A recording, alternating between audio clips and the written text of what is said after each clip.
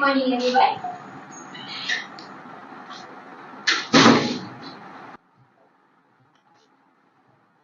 Good morning, Miss. Morning, Miss. Morning. You can sit now. Thank you for being here today. So we all gathered to discuss about essential topics called learning. It is important for all of us to understand how learning happens, especially when we are in the workplace. Our trainer, Mr. Shaputra, will guide us through the key theories of learning and how our brain will influence this process. So feel free to ask Mr. Shaputra about the question as we go along. Now, the floor is yours, Mr. Shaputra. Thanks, team leader, and good morning, everyone. So now, let us start by introducing ourselves. My name is Mr. Saputra, and what is yours? My name is Edwina Mira. My name is Amalin Edina. Okay, let's start our session with defining what learning is. In simple terms, learning refers to relative permanent change in behavior or knowledge that comes from experience. The keyword here is change.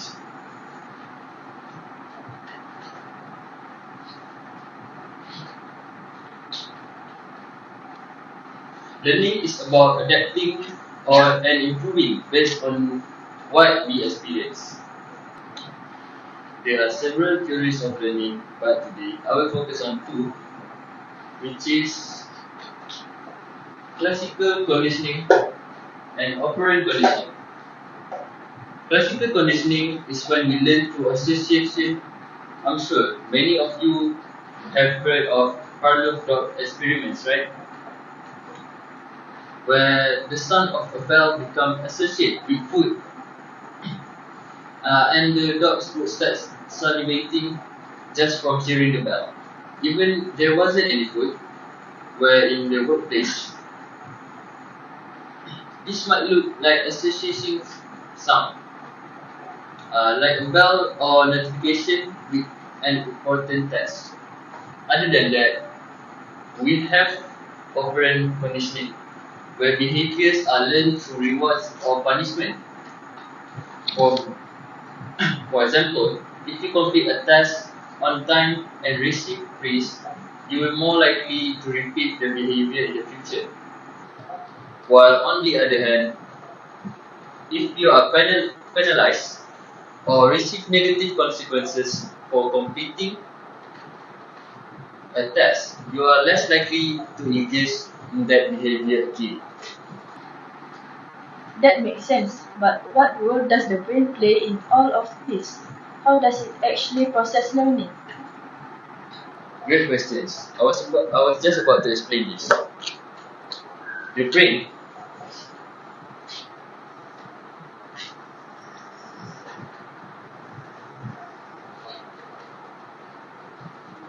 is central to how we learn.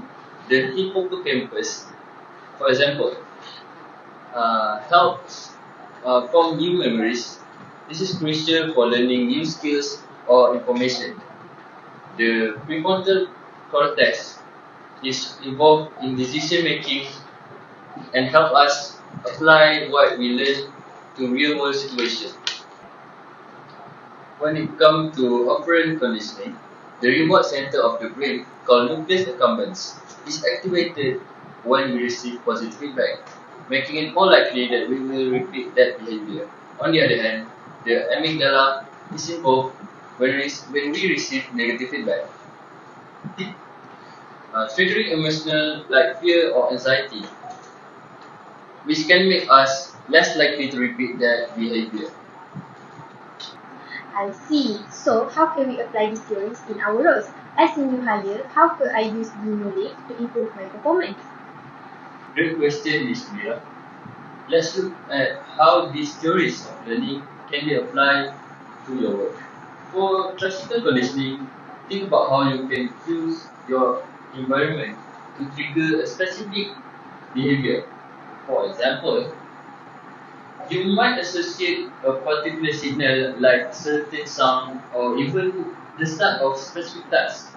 By focusing on something important over time, these cues will naturally help you get into the right mindset. For operant conditioning, feedback play key roles in if you receive positive feedback, such as recognition from your managers or a bonus for finishing project on time, it reinforces that behavior.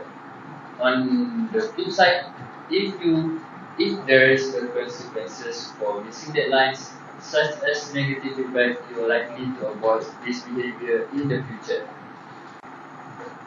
I think I understand. So the key to learning at work is not just about knowing the task, but also about paying attention to the feedback and cues around us, right, Mr. Shaputra? Exactly. And this applies not to just new tasks, but to your overall growth in organization. Learning doesn't happen overnight.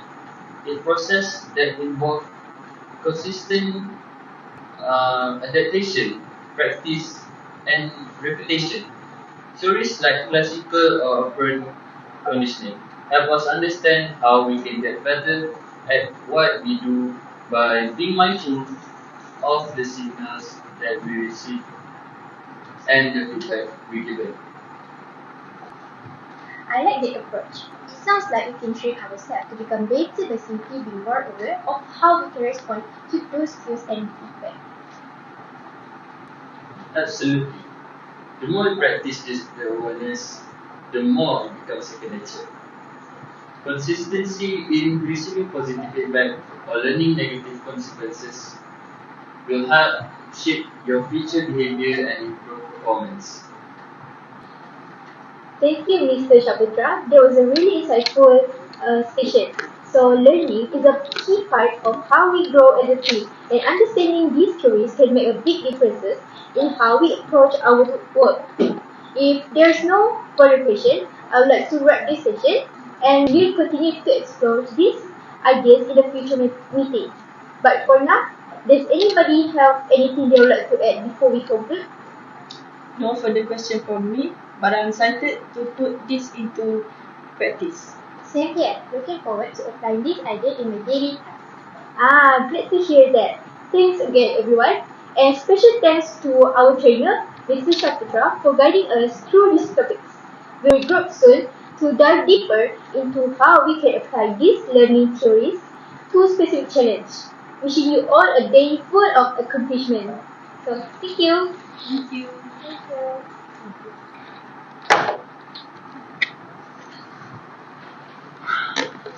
Thank you everyone. Feel free to reach out if you have any questions. Okay. Welcome.